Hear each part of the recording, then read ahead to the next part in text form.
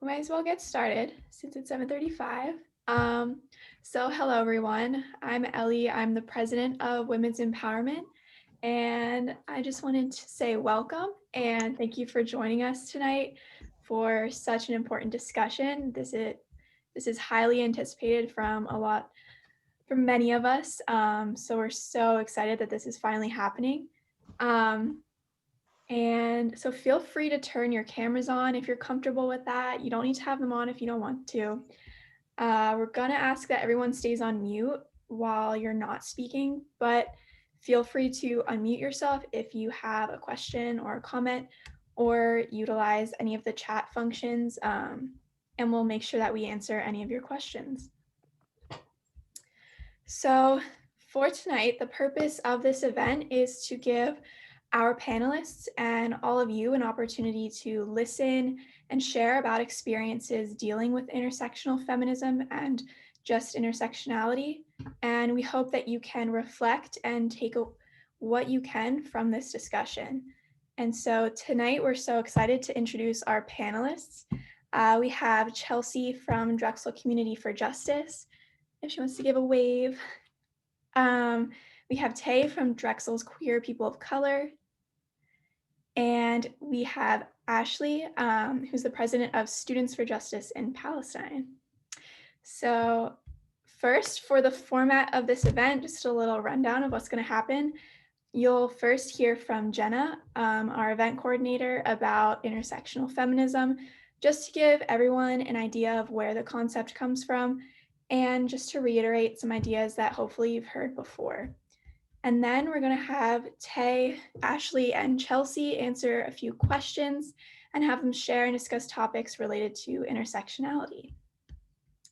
And then after our panel, we're going to open up the event to all of you to give you the opportunity to either ask questions to the panelists or just to one another.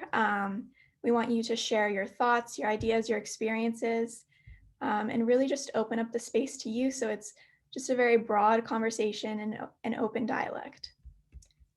So a couple more things. Our goal tonight is to open up a brave space where all of you can share your thoughts if you want to.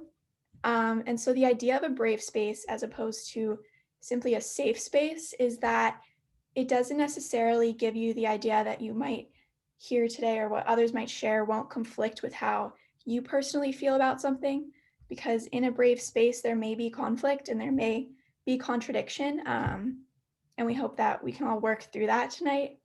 And brave spaces are supposed to be slightly uncomfortable, and it may be for many of us. So we encourage you to take the chance to speak about topics that you might not often get to speak about, depending on who you're around, who's in your group, things like that.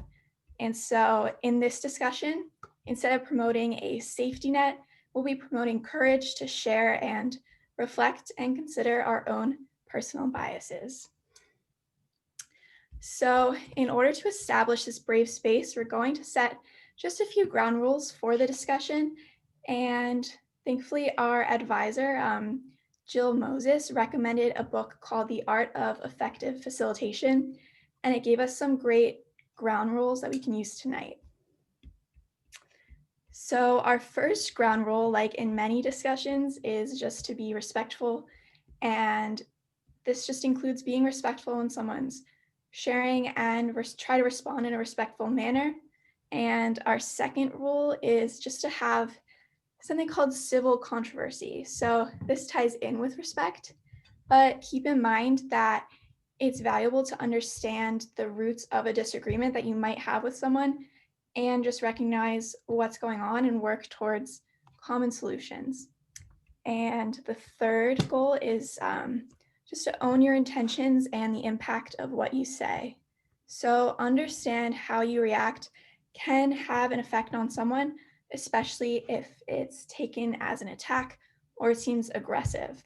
And that brings us to our last rule, which is this is not a space where we want to attack anyone for their beliefs or who they are. And it's important to understand what a personal attack may be and how that may look different for different people.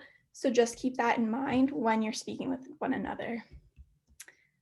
So if anyone has any questions about any of that, feel free to unmute yourselves. But if you don't, I'm going to pass it over to Jenna. Hi, everybody. I am Jenna, the event coordinator of Women's Empowerment. And to start our conversation about intersectionality in the feminist movement, I want to give everyone a baseline understanding of what feminism is and the feminist movement, what intersectionality is, and why intersectionality must be considered in order to form a productive and truly inclusive movement.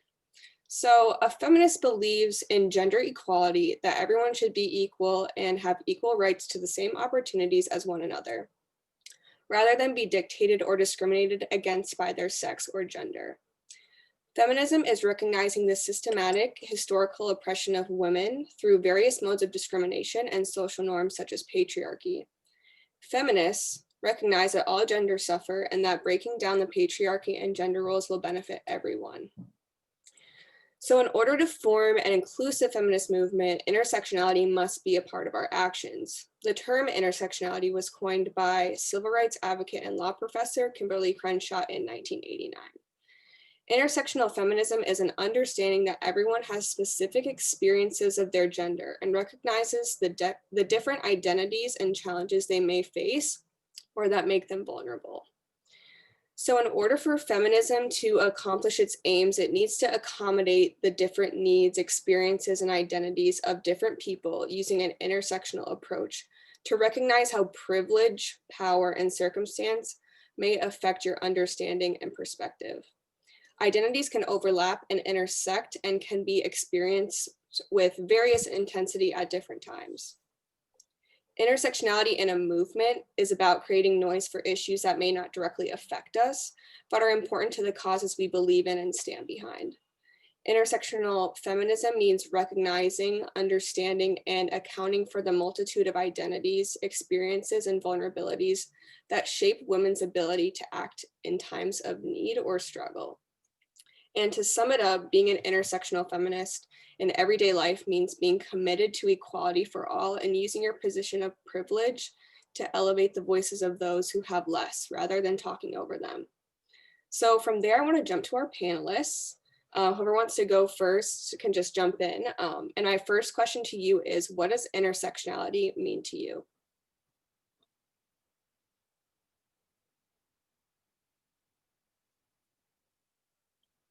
Chelsea, do you want to start? Okay, sure.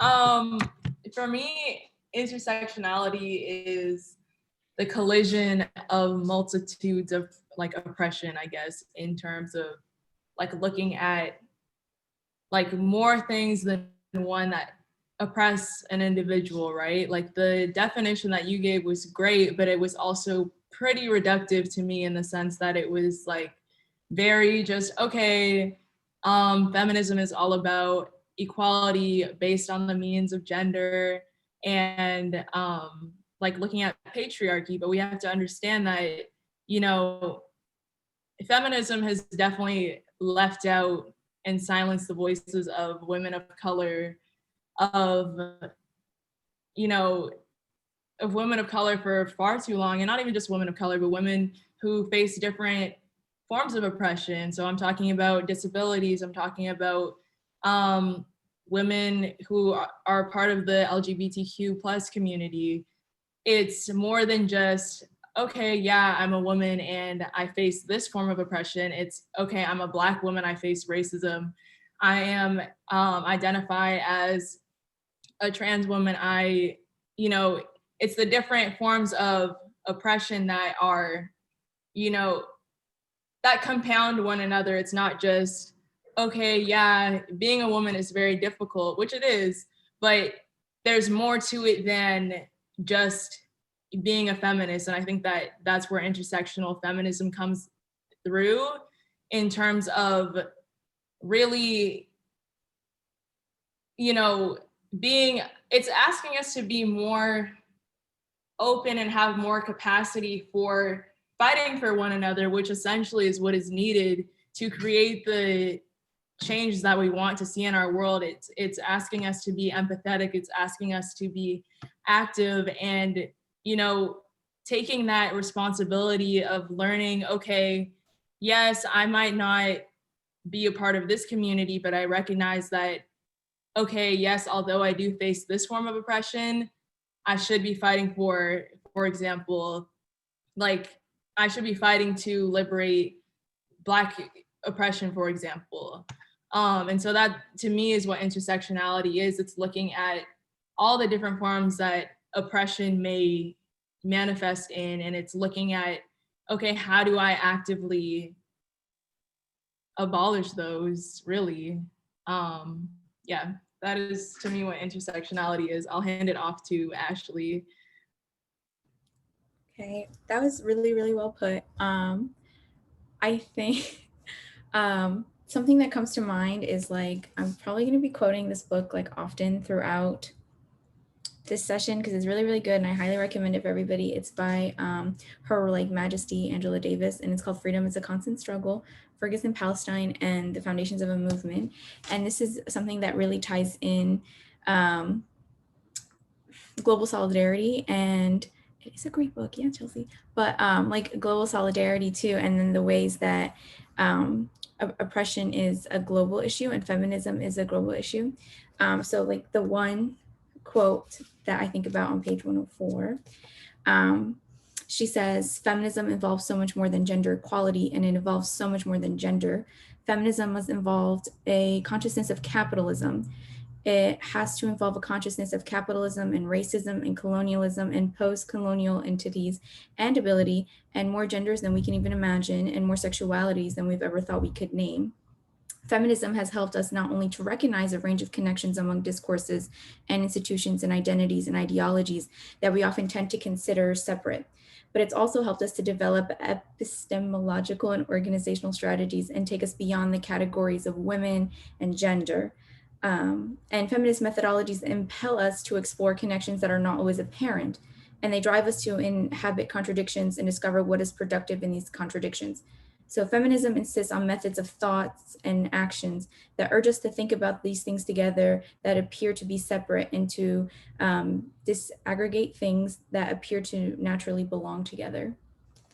So I think like that is a really, that's a good term for what intersectionality is, and how it's feminism is not just, you know, gender and sex. It's all these other things combined that play a role into somebody's identity and what is keeping them down. This is their systems of oppression, and those include capitalism and racism and colonialism, and how those, to be a feminist is to be an intersectional feminist is to also look at those identities when talking about individuals, and to talk about oppression, and when we talk about equality, it's to keep those in mind.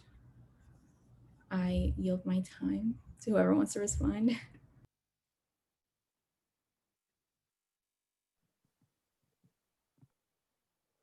Okay, do you want to say what intersectionality means to you?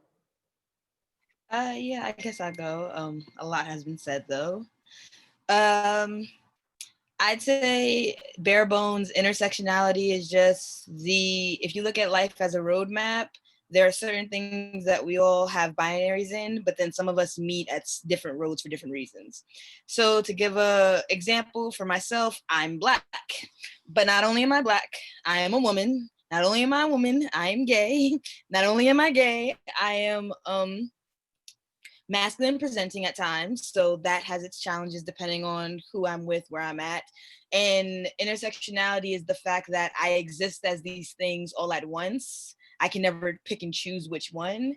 Depending on where I'm at and what the situation is will depend on what reaction, because sometimes I face oppression because I'm Black.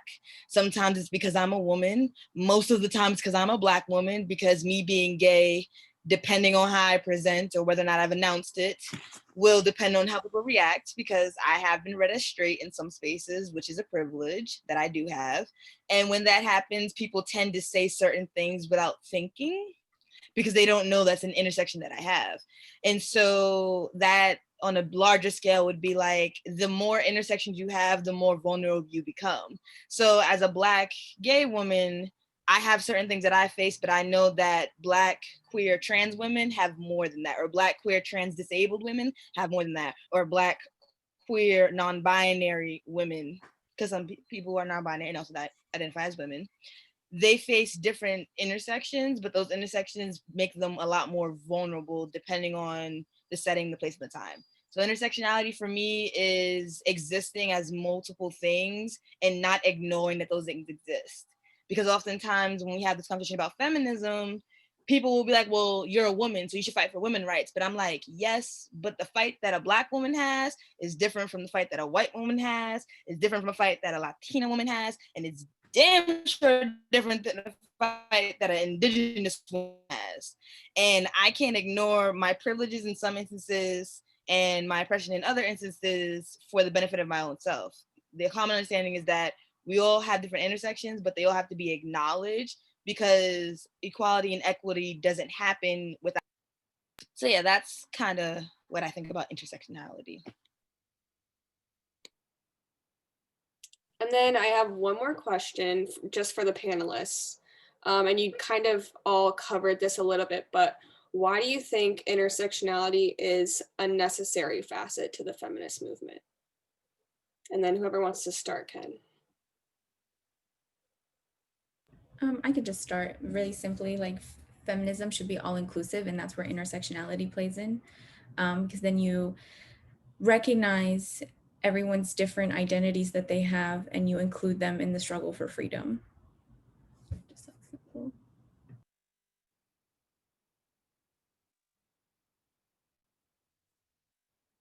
I guess I'll go next. For me, so I'm going to be honest, quite frank. I am a person that does not, well, up until now, I definitely did not subscribe to any kind of feminism at all, just off the strength of the historical understanding that it was for white women. And even though I know there are multiple ways, because fun fact, I have a women's gender studies minor, so all of my classes this term have to do with all of this. So I've been talking about gender and all this for the last like 2 weeks. So I have a lot in my head. But I did not subscribe to any of it. I self-proclaimed call myself a womanist, slowly falling into the Black feminist, depending on where that goes because of intersectionality and depending on how people identify. But for the most part, I truly believe that we are coming into an era where people are understanding that they cannot ignore what intersectionality is. Whereas in past times, white women could easily say, no, we don't want Black women, no. Or we don't want these people here. I just want to fight for my own. But we are reaching a point in society where that's not okay. People are reading more, they're talking to each other more, and they're learning more about privilege and oppression and different things that affect different people, and they're starting to care. And I think that's what's truly important to the feminist movement. Not so much the history is what kept me from subscribing as a feminist, just off the strength that I'm Black and I've never really experienced being welcomed in predominantly non-Black spaces. And so that's why I chose what I chose. But I definitely think that now it's important to understand that I, as a Black person and as a womanist, I want to fight for everybody. So that also means I have to push myself out of my bounds to be in non-Black spaces because I can't help people if I just stick to what I know. And I think that's what's truly happening. And that's why it's important. People of all different intersections are realizing that it works better to work together to fight than it does to just fight for your own and fight for just what you believe. Now, I'm not going to lie and say like Black issues are the forefront of most of my problems. But I definitely know that if I hear about something that affects someone who isn't Black, I will scream at the top of the heavens because they deserve that right to be acknowledged. Because as a Black person, I understand what it's like to be ignored. But it's a balancing act, I think, of people holding things that we hold close to our heart versus the understanding that we ain't free until we all free, you know? So yeah, that's what I think. Well, I think that you put it very, very well. I agree that we aren't free until we're all free. And I think that that's where intersectionality comes in. Like, we have to realize and recognize that feminism shouldn't just be based on like, oh, I'm a woman and down, you know what I mean? Like I'm facing this form of oppression because there's so many, like I was saying, there's so many ways in which oppression manifests.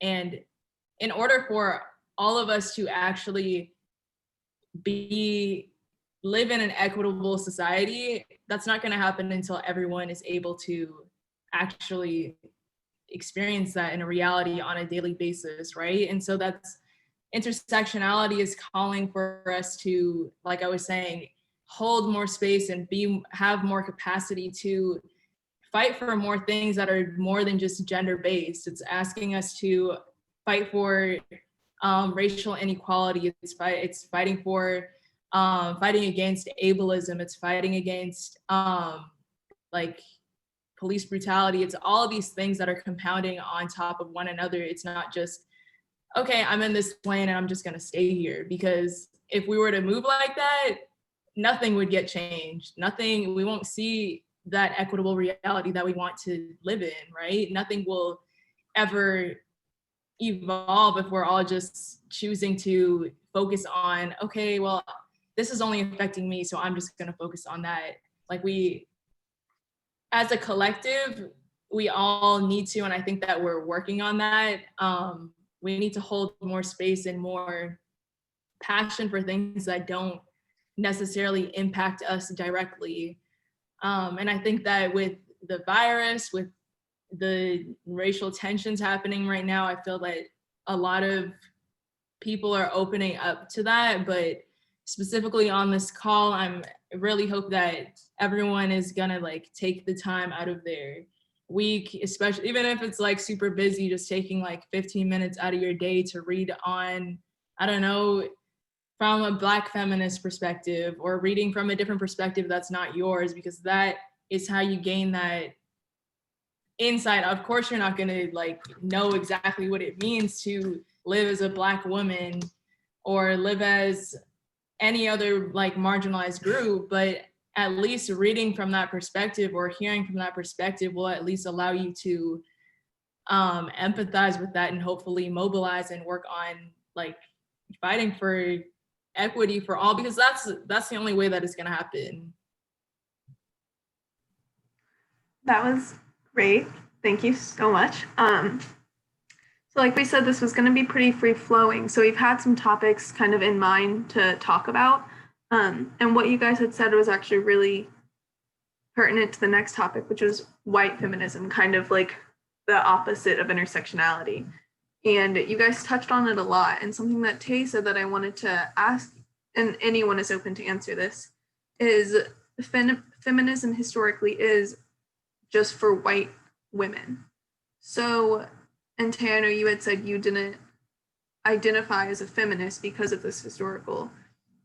And though like people are becoming a lot more educated, I think, and having an understanding that intersectionality is important and necessary and should be truly the definition of feminism, do you think there's something to be said for kind of ignoring feminism in that word and what it means and kind of coming up with a new identity for this movement, like a new movement in intersectionality, and stop kind of saying, well, feminism really should be intersectionality, and we'll just forget all the bad that they've done previously?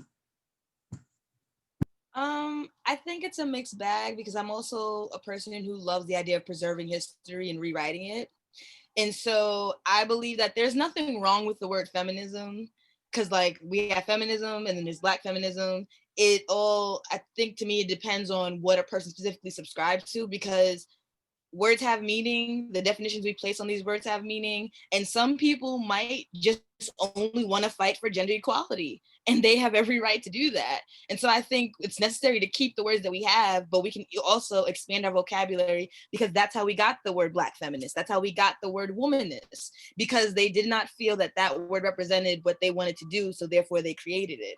So I think historically, like if someone just wants to fight for gender equality and that's the only fight they're wanting to fight, then I guess feminism works great for them, then they should keep it. And I've seen a lot of people who've taken on that word, but they're intersectional feminists in their actions. So you can say that, yes, I am a feminist, but if you do, your actions are completely different, but that's the word you're comfortable with, I'm not gonna fault you for that. And I don't think I should just, I won't hold any grudge and be like, oh, I'm just gonna assume, because like my friend always says, assuming makes an ass out of you and me. So I think keeping the word is not really the problem. It's more so the ideology and the actions put in place behind it, because that's how these movements take momentum, and that's how they affect actual people. Because I know within feminism, there's been 3 different waves, and each wave has been different and more progressive than the last. And so I think we can only get more progressive from this point on.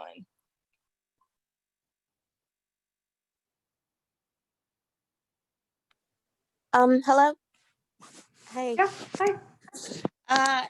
So I'm not one of the panelists, but I would like to say something about this. Is that okay? Okay. So speaking of feminism and how it's different now, I just want to point out that I also was someone who did not identify as a feminist for the longest time. I would say I kind of agree with what they're doing a little bit, but then there's some parts I'm like, nah, I don't know. So, but then eventually I did get to welcome the word and what it stands for. And that being said, it has changed for me. So I'm talking about evolution and like the changing of the word and what it means in the times. Yes, that has happened as the times are progressing, but within my life too, within the past like what 10 years or so, it has changed for me to what it means to me. So I am an immigrant. I wasn't born here, and where I came from, where I was, my country of origin is in West Africa, Sierra Leone. So when I was there, I didn't have to think too much about the fact that I was Black, because I mean, a lot of people were Black. So I had to think a lot more about what it meant to be a woman in that society. And that's what I was focused on. And that's what I was, working towards and fighting, against the things I was fighting against. And those were totally different from the things that I'm fighting against now that I've moved to the United States.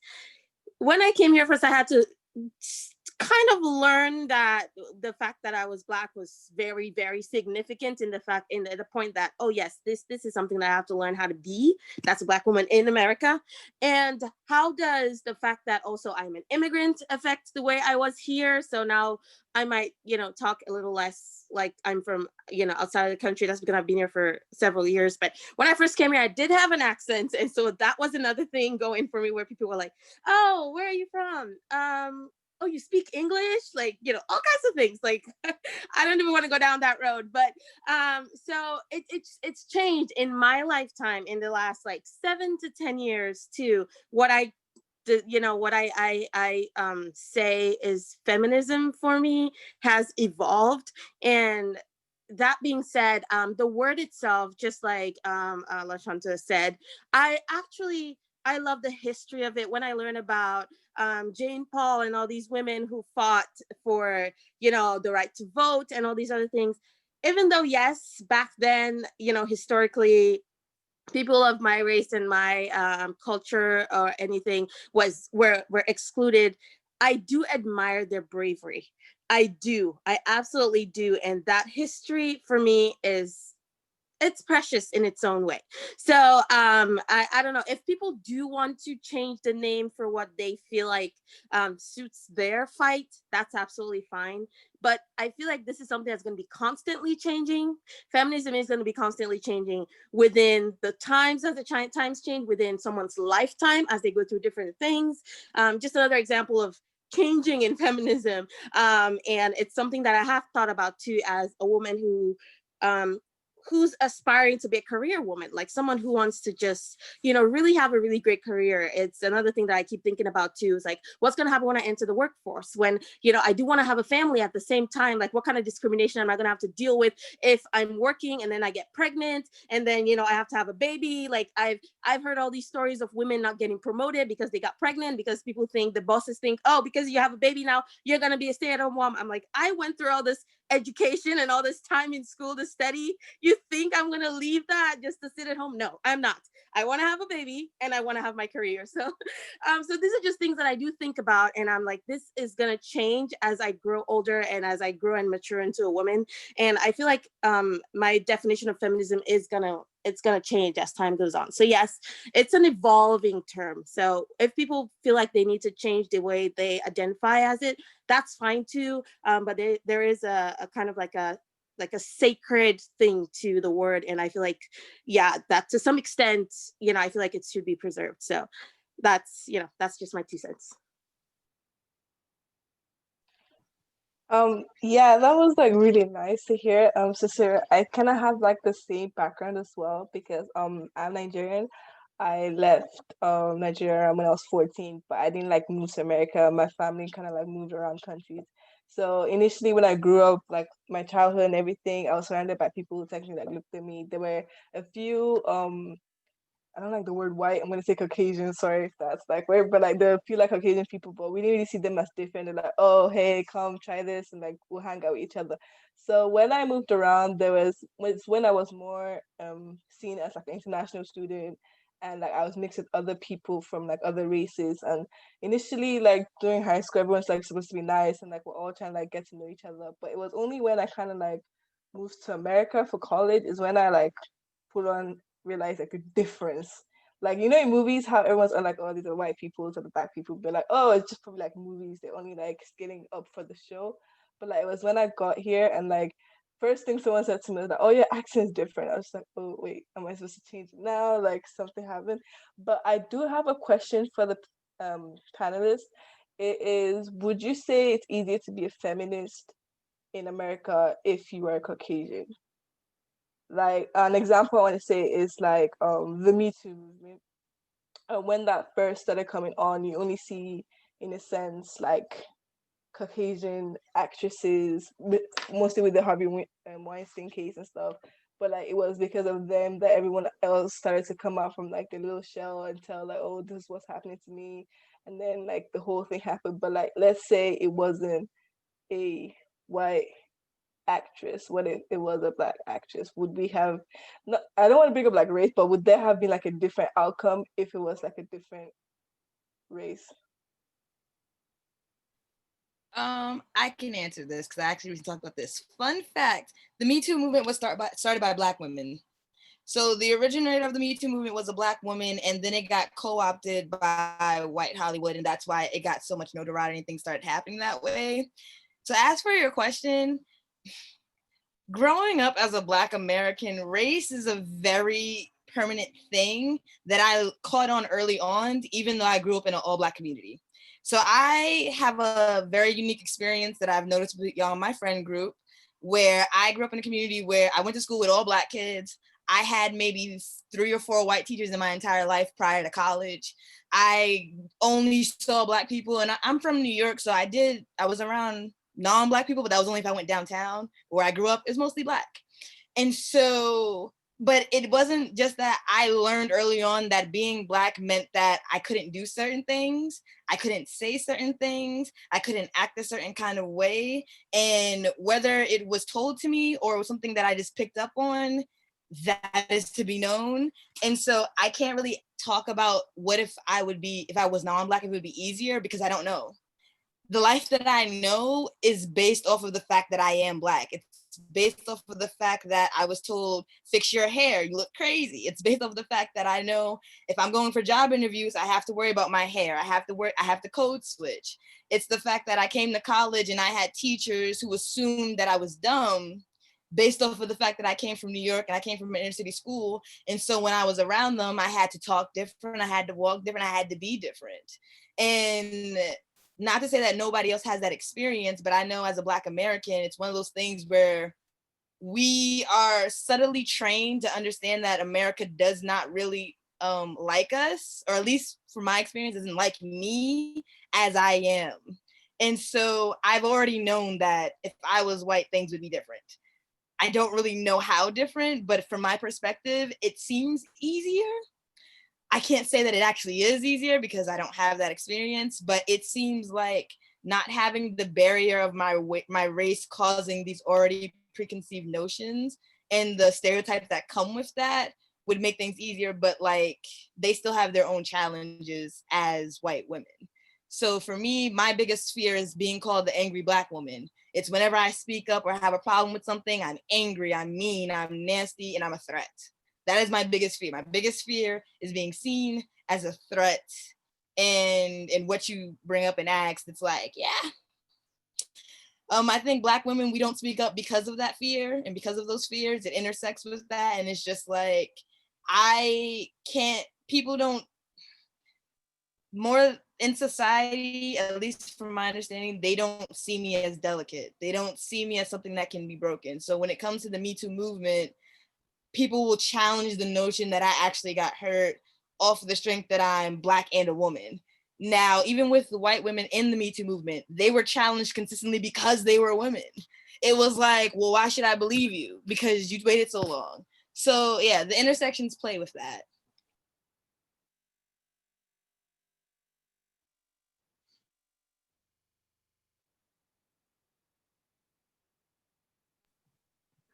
I think that's like really gets to the core of intersectionality in the thought of would it be like just thinking of the other barriers that other people have to go through.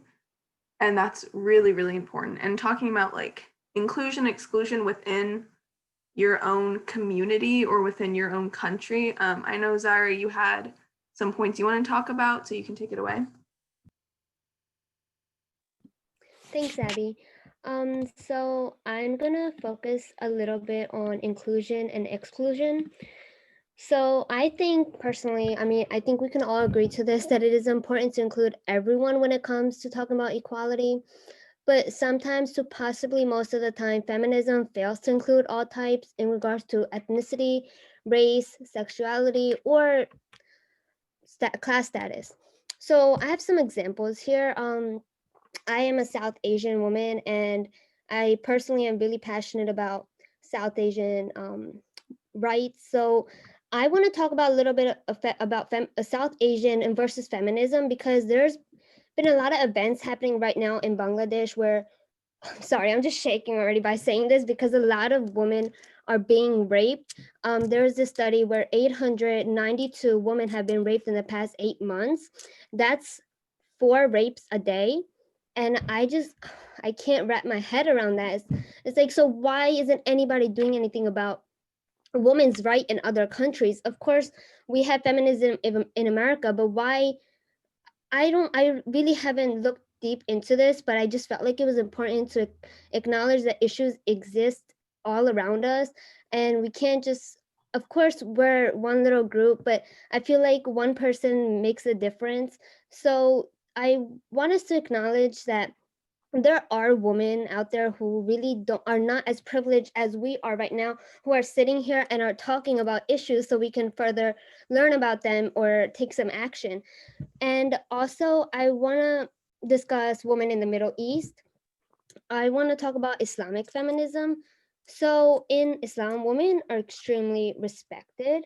However, the culture intersects with Islam, the religion.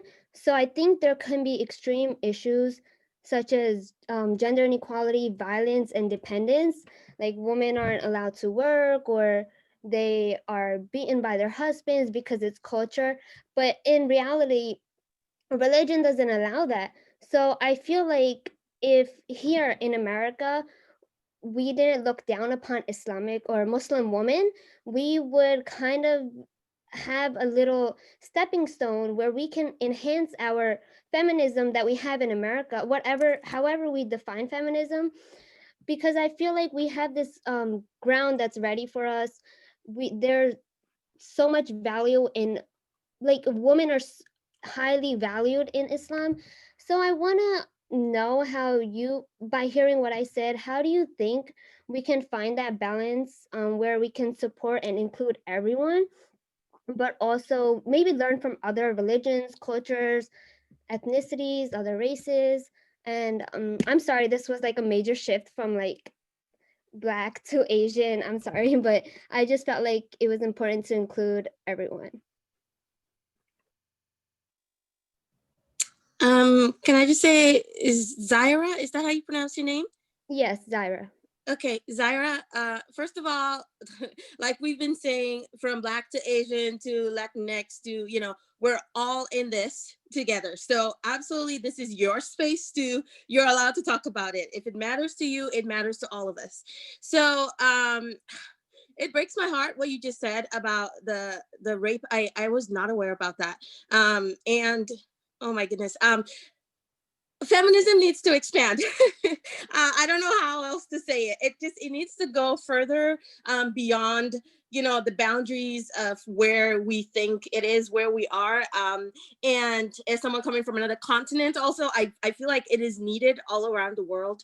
And these are things that, I'm not trying to like maybe judge anybody or anything, but I feel like we should not just talk about them. Sometimes we should also try to do something, even if it's just a little thing. Sometimes reaching out, sometimes doing something can help. And it's just I feel kind of what you're saying, and the point that this certain kind of exposure that feminism had, in my place of origin, is not the same as it has here. And it would make a huge difference if it did the same way. And so I really feel that. And I honestly, I am also searching for answers on that. And I would just really love if we could all just put our heads together and, maybe talk about it. How is it possible for us to just expand all these resources that we have here in America, all this, quote unquote attention that feminism is having here that other places don't have, and just look at what a difference it could make if women in all these different parts of the world had access to the kind of fight that we have access to here. And I'm not saying that in America it's perfect, not by any means at all, but it's a lot more advanced than in many places that women are really being put down and hurt, physically hurt, emotionally hurt in this. There are a lot of things that are outlawed in America that women have to go through in other places of the world, and it's like seen as nothing. Just like you said, just like the quote unquote culture, people are like, oh yeah, he's my husband, he can hit me, whatever. Even the women themselves have learned to just not feel like, they're worth it, or like this is something that's wrong at all, because maybe the laws that maybe protect them or whatever are just not non-existent because the culture is that way. So yeah, absolutely, finding a way to expand feminism beyond the borders of America would be really great. I also real quickly would just like to say, just for anyone to maybe say like a trigger warning if you're talking about anything that has to do with assault and things of that nature, just as a heads up for future. So yeah, to kind of piggyback on what Zara said, I think that to expand feminism is one thing, but also I wanted to focus on, a trigger warning, just rape culture in general. I think that feminism has a lot to do with that idea of toxic masculinity, like, oh, only boys can do this, only girls can do this. And we see that kind of culture in, India, South Asia, where, when a woman gets assaulted or, raped, they tend to blame the girl. We see like what was the girl wearing, what was she doing, why was she walking late at night. And I think that as a society to include feminism in every single aspect, we have to start implementing these ideas of it's not the women's fault. We have to start educating our boys, our sons, to kind of respect women and kind of understand those values, that it's not always treat our women with respect, and don't have this idea of toxic masculinity. So I mean, just to kind of focus feminism on this particular topic, there was a recent case of Manisha in Rajasthan. I think she was gang raped by people in her village. And we see this discussion of what was she wearing, what was she doing, and when really the discussion should be, putting down toxic masculinity and the patriarchy. So yeah. I just want to say Yeah, something. sorry. Oh, I'm sorry. It's okay, you can go ahead. Sorry. In regards to how we dress, I also want to point out in Pakistan there was a case where somebody raped a cat. Now, how can you say a cat was dressed inappropriately? If cats or animals are not being respected, how are we going to be respected? I feel like the emphasis on why we're dressed wrong is totally has to go. So I really agree with Sanjana. Like, it's crazy how we're always blamed. Okay, I'm sorry. Yes, I wanted to say the same thing actually because I'm from Asia too, and then actually I heard a lot of those sayings. People would say, okay, someone would see a girl on just on the walking on the street, and then people would just say, okay, look at her, like what she's wearing. She's making what she wears is actually making people to commit those crimes, which is really ridiculous because of course everybody here knows that it's our right to wear whatever we want, and but there are so many people, especially I don't know like anywhere else, but I know like especially from Asia, like um, they just think and they do believe that it is what you are wearing that makes people to like commit a crime. So like yeah, if a woman got raped, and then they wouldn't realize firsthand that okay, it's the guy who made the mistake or commit the crime. It's because that woman, she was trying to like what she wears or what she does is actually forcing the guy to like commit that crime.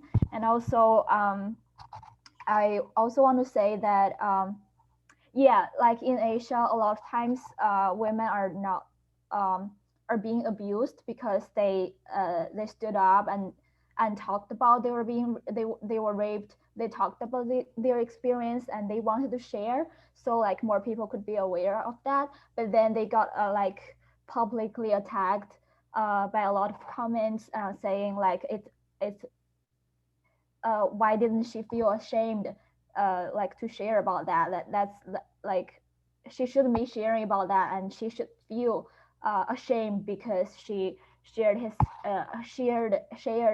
her experience in public.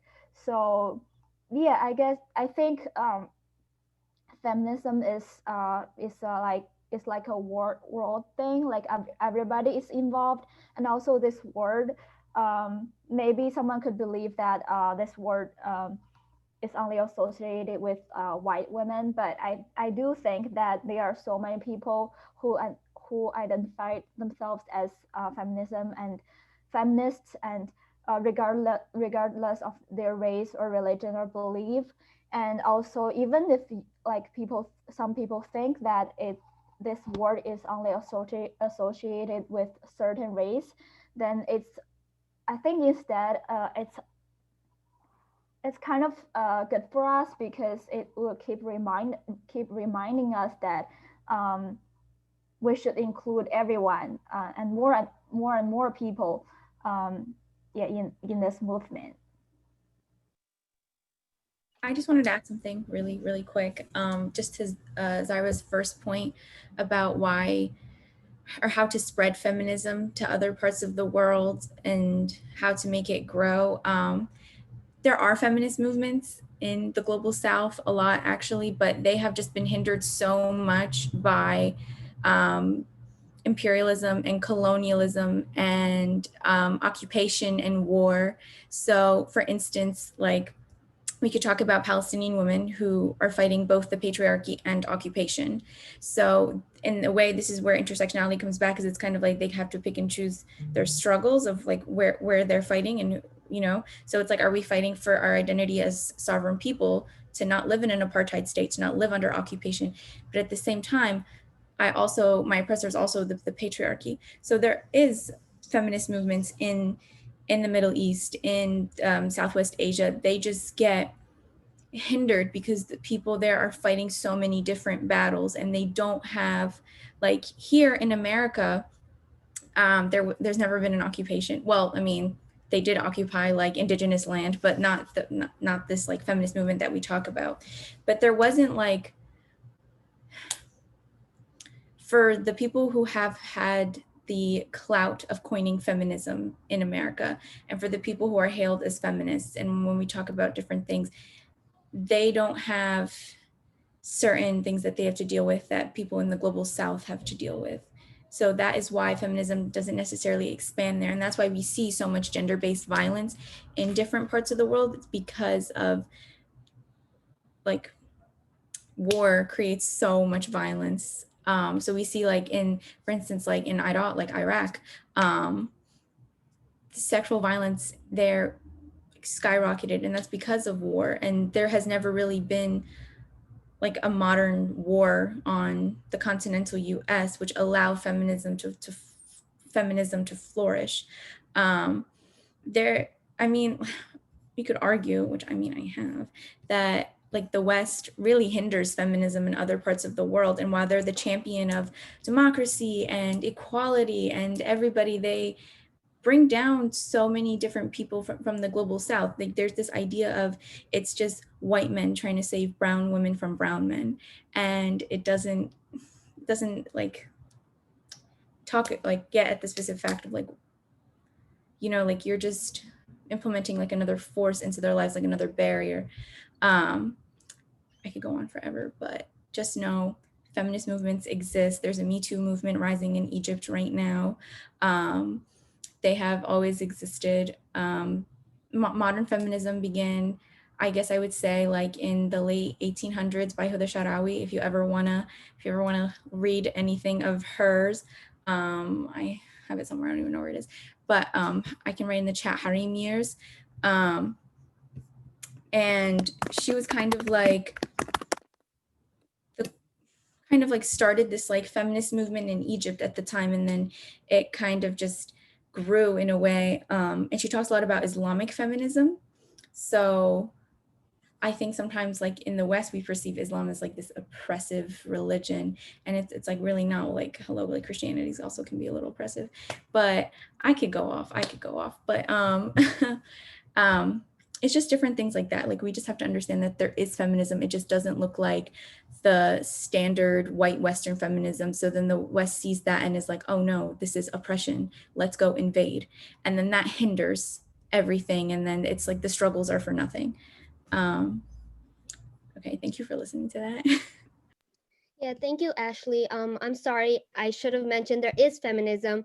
I was trying to just really emphasize the point how our feminism, like Middle East or South Asian feminism, doesn't get acknowledged as much because of what Ashley mentioned. She said it perfectly. She said how America hinders our feminism or our fight for equality, or even if we're equal already, they still act like we're oppressed, especially Muslim women. They always say you're wearing a hijab because you're oppressed, but that is not true. So, but they're teaching the kids here that Muslim women are oppressed. So that's what everybody's learning. So when I'm walking down like at the grocery store with my mom, people will look at you weird and they'll be like, oh, she's oppressed because she's covering her head.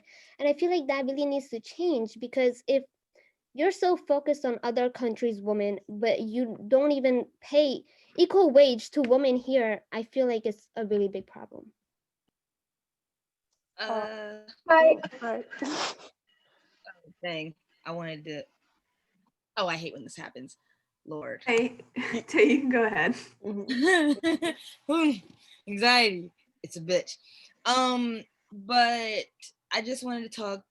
I heard a lot. I'm learning a lot, which I appreciate, because a lot of things I just wasn't aware of. Like, it was in my conscious, but I wasn't aware of it. So thank you for like being so willing to educate with being asked, because I know that's an emotional labor to do that. So I appreciate that from everyone who spoke. But I want to say on the point about America, I'll keep it simple. We are a country of individualism to the fullest and propaganda out the woo-ha.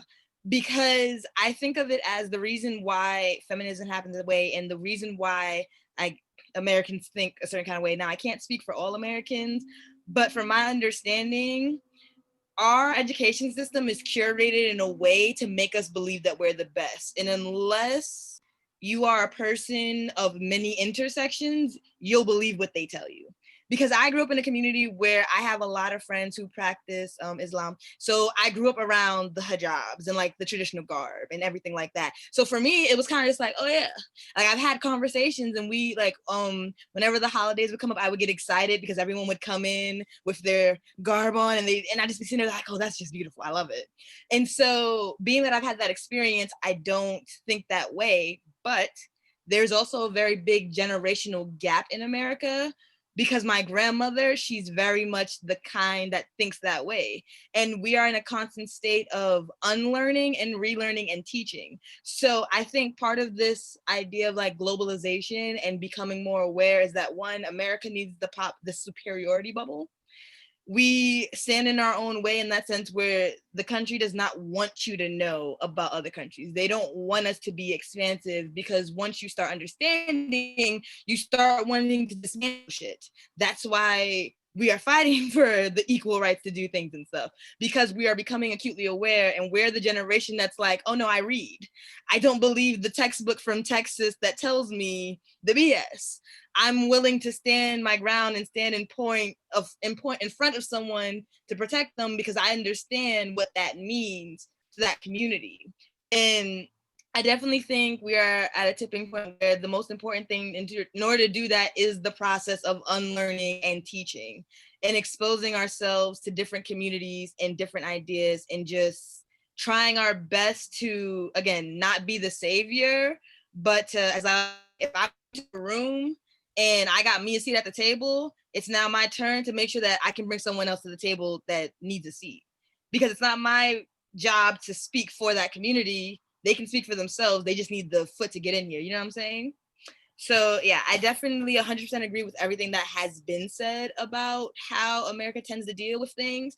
But I also think a lot of people are old. Like, they are old and they are rooted in these old archaic ideas. And as we see with the presidential election right now, it is very hard to get them to listen to us, the people, the next generation, the ones that are doing the work. And so I think that as long as everyone here is educating ourselves, which we are, and consistently checking the people around us, because I don't know about you all, but I've had experiences where I've been in class and I had to tell someone, no, what you're not gonna do is do that.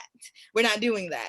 And I think having those checks and balances is what's really gonna help us with the globalization and just learning and understanding other people's culture. So yeah, that's my little piece. Okay. I wanted to wait to see if anyone wanted to talk, but just so I want to thank everyone for like their own little tip, because it's nice to be able to be in an environment where everybody's able to share what they know, what they're learning about, and that it's just like a breath of fresh air, because like it's not just one person thinking this. It's like there's a whole group of us and we're all able to talk about it. One thing I would say, as a probably last time I speak today, would be that we know all this information, we have all this information, but we need to share. We share already, like, through social media talking. But I feel like in regards to kind of like, in a sense, trigger word, the rape culture and the way like women are differentiated from guys, and like we all know how the frat parties and how the guys act. We need to be able to have something similar of this conversation with the men in our lives, because we need to be able to say like to our guy friends that this is what's going on. I know you know what's going on. We need to speak about it. What's going wrong? What can we do different? Because me, whenever I talk to like my friends, I try to make sure that it's not just a conversation about, oh, what we eat, like what movie we're watching. We have to actually have like come in and learn something.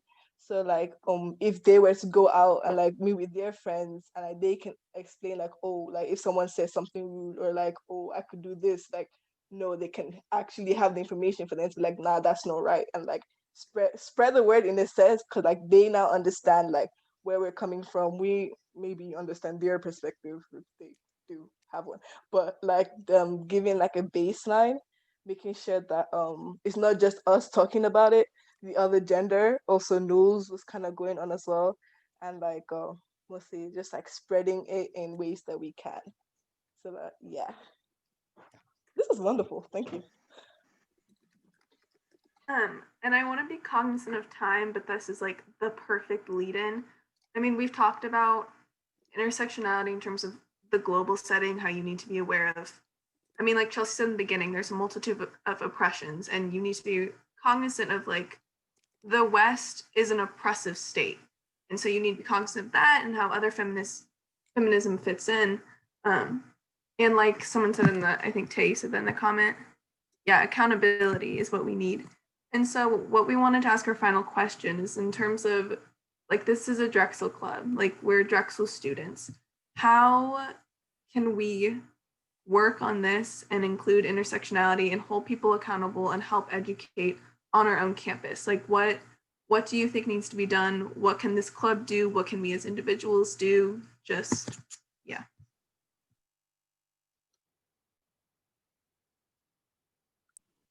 Well, I say first things first, hosting the conversation in the first place, giving the space for people to talk is always the best bet. That's the first step, especially as a college org. I'm also on 2 other e-boards. One of them is Drexel's Black Action Committee. And so one thing we've seen an influx of is a lot of orgs have been reaching out to us to help facilitate certain conversations about things. And so not to do the whole asking the marginalized community to do the emotional labor, but in the sense where a lot of other orgs that, you know, deal with these different issues, reaching out to them and giving them space and exposing them to your community. So a couple of, I think the ASA reached out to DBAC and we did a whole event with them talking about anti-Blackness in the community and things like that. So it's like finding people who affect these communities and giving them the platform is always an easy thing you can do, besides, you know, spreading information, you taking flyers and like reposting them and recirculating events and just showing up and being present. Those kind of things are little things you can do. Yeah, I was gonna say something similar along the lines of like, I guess in terms of expanding this conversation in like, I think that collaborating with different orgs would be like a really good idea. But also similar to what Adiola was saying, like having these conversations out of just having this event in general, like having these conversations in your day-to-day life is extremely important. And especially when you encounter it, say, for example, in the classroom, or I don't know, you're walking with your friends and you hear one of your guy friends say something, like having these conversations and really like trying to get the point across to people that this isn't like a rhetorical argument. Like I feel like a lot of people think that these conversations are often like, well, da da da da da, like a political conversation almost. But it's like, this is our lives, right? Like we are real people and we are being impacted by these things. So having these conversations and really humanizing the aspect behind feminism, behind abolition, behind fighting racial inequality is very, very important. And I think it's very dynamic. And I think that definitely trying somehow to get more diversity within like not only this club, but just having like diversity in these conversations in general. Like right now, I think that this whole chat, this whole Zoom is filled with women. Like I don't, you know what I mean? Like, I think that there needs to be more, of course, it's a diverse group of women, but anyways, what I'm saying is that like, in order for the changes that we need to see actually manifest into reality, there needs to be cross-class collaborations of people of varying backgrounds, gender identities, I don't know, class, race, everything, in order for us to actually do that. And so that being said, what I think we can do at Drexel is definitely having like collaborative conversations on this. I think that this is a very good energy within this group. It feels very like safe and comfortable, and having these like heart-to-heart conversations where everyone feels like open to share and learn and have that hold space to, you know, not necessarily all like agree on certain points and learn from that is very, very important. So I think that if we're able to facilitate that on a larger degree, if that's with another club or, you know, 3 clubs, 4 clubs, whatever, and then breaking out into breakout rooms, I think that that is very, very beneficial.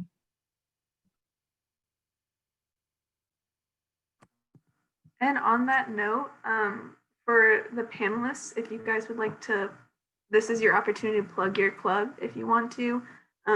That was one of the reasons why we hope that you guys would be the panelists, so we can try to have some more joint discussions and joint, also just for the students to understand that, I mean, this is Drexel, you get lost in a lot of just shit. And so it's nice to know that these other clubs are on campus if you'd like to plug them real quick.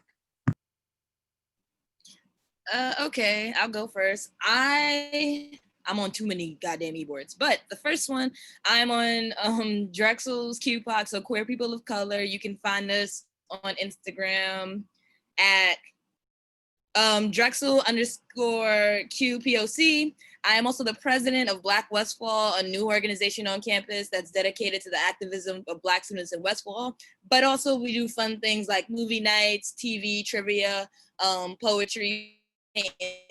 So if you are artistic or like to art, you can show up. You can follow us at Black Westfall. That's no spaces, just Black Westfall. And last but not least, I'm the event coordinator for Drexel's Black Action Committee, and we are the Black activists on campus. So we do everything like protests, dismantling systematic oppression, community service. We give back to everyone. And you can follow us at Drexel BAC. I'll also drop all the links in the chat, like all the names in the chat, so you can follow those from there too. But yeah. I'll go next. So I'm from Drexel Students for, I'm Students for Justice in Palestine, and also Drexel Community for Justice. Sorry, my brain glitched. That was so bad. But I'm on both of those. So DCJ, so Students for Justice in Palestine, is a relatively new club. So we're still growing. If you guys are more interested in learning more about that. So it's like an activist group. Also, we do like social and cultural events. Not now because of coronavirus, of course. But we're growing. So our Instagram is at Drexel SJP, and then also please add us on Dragon Link if you're interested in joining, because that's the only way that we can really see who's interested, and that's how you get your membership. And then I'm also on the leadership board for DCJ alongside Chelsea, who you can go next. Awesome. Hi, guys. I am from Drexel Community for Justice, which is pretty much an abolitionist org at our school. We are very focused on defunding and divesting from and abolishing from the prison industrial complex as a whole, specifically trying to get our school to cut ties with Drexel University Police Department, as well as looking at how our school pretty much plays an integral role in the prison industrial complex. And that entails, we have different working committees. So we have a group for pilots, which is all about fighting against our school pretty much encroaching on all of the surrounding communities of our school. So specifically Mantua and Powelton. We have teaching committees, which both Ashley and I are a part of. And so that we pretty much host teach-ins on abolition. We've talked about police reform and why that's really not the way we want to go. And then we have other committees like our direct action committee. And right now we are doing, we're focusing on doing a lot of phone banks. That's actually where I came from before this call. But pretty much we're right now focusing on the election as it's 29 days out, and the work that we want to get done here won't necessarily be able to be passed if we do endure another 4 years of Trump.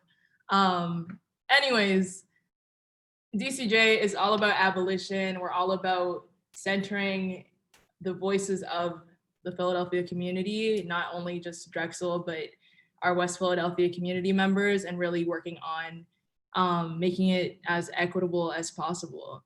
So yeah, definitely follow us. Our Instagram is, I think, Drexel for Justice on Insta. I will put that in the chat, and we'd love to see you guys at some of our events. Chelsea, someone just asked in the chat if they were interested in attending a teach-in. How should they go about that? Okay, solid. So usually we have our teach-ins. We have two different forms of teach-ins. So we have teach-ins on Instagram Live, which will probably start up soon. And then we also do have bigger Zoom teach-ins, which we had, I think 2 weeks ago, which went really, really well. But usually all of our stuff will be posted on our social media. So that's pretty much how you'll stay in touch with everything in terms of that. And yeah, there'll be links, and we can also email you information if you're interested. Thank you. So if I wanted to participate with like Drexel for Justice, then I just go on Dragon Link. No. Right. For Drexel for Justice, what you can do is either DM the page, or you can even like message me or Ashley. Like if you want, depending on how like much you want to get involved, like if you want to work within like a committee, we can definitely set you up that way. If you just want to attend an event, we're actually having our first like general body meeting, I think October 16th. It will be posted on our Instagram, but either way, just DM us because we're not like officially affiliated with Drexel. Yeah. Thank you. No problem. And after this, we're going to be sending out an email, and included in the email we'll have all of these clubs' information and how to get in contact with